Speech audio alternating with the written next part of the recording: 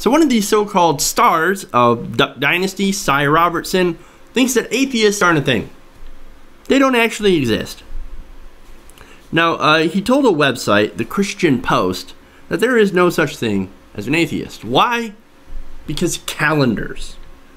Yes, anybody who uses a calendar can't be atheist, because if you use a calendar, Jesus. Because it's based on the Gregorian calendar.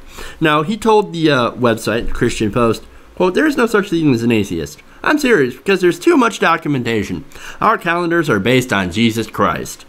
Whether you believe in him or not, every time you sign your calendar, you add down the day's date, you're saying he's here. Okay, that's documented." That's the logic of a 6-year-old, not of an adult. See what kind of limited kind of knowledge, limited kind of arguments that they use? Calendar? You use a calendar? Jesus. And everybody's like, yes, yes, Robertson, absolutely. Ha, take that, atheist. Checkmate.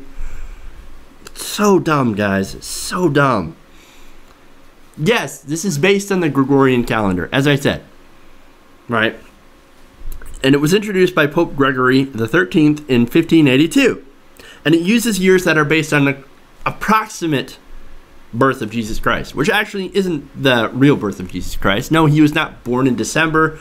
They think he was born, I forget the month. Certainly wasn't December. Okay. But no, that they use the approximate birth of Jesus to estimate the years. I wonder if he's ever used the CE or BCE calendar. Common Era before Common Era. It's almost the same, but it doesn't necessarily say that this is because of Jesus Christ. I wonder if he's ever used that calendar or ever heard of it. You know the reason that we use that calendar? Because everybody's used to it. Because it's fucking easier than changing everything. Not because of Jesus Christ. That's ridiculous. Now, he also says, which is even more ridiculous, the old saying that there are no atheists in foxholes. Whenever you're in trouble, whenever somebody's in trouble, man, they always call out to God. If you get into a serious bind, the first thing you'll do is say, "God, please help me," Robertson said. Well, not so much. See, and this is from data from the Military Association of Atheists and Freethinkers. And this was done in 2012. They found that 0.5% self-identified military members are atheist or agnostic. A half of 1%. Well, that's pretty low. So does that mean that most of them, that there are very, very, very few atheists in foxholes? Well, that already disproves Robertson. But that's actually not quite accurate, because it gets into it further. And this sort of reflects a national trend. There are still very, very many few people who identify as atheist or agnostic. However, according to this, the largest individual religious preference was, quote, no religious preference at nearly 23% of the military. Unknown was the 5th largest at 6.2%.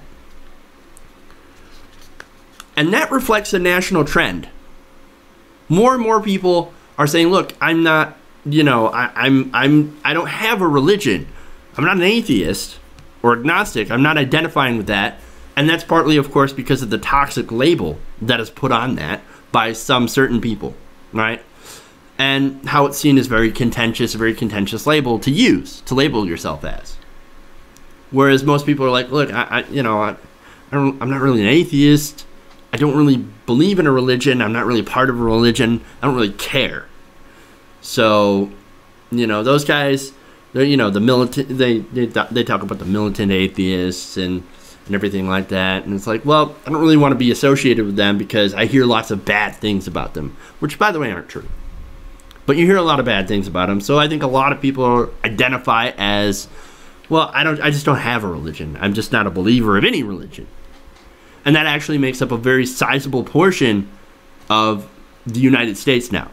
And that number continues to grow. And that number also continues to grow in the military, at least as of the data in 2012. they kind of count. So no, Cy Robertson is wrong on both counts. And he's not exactly a very smart guy, as we've seen.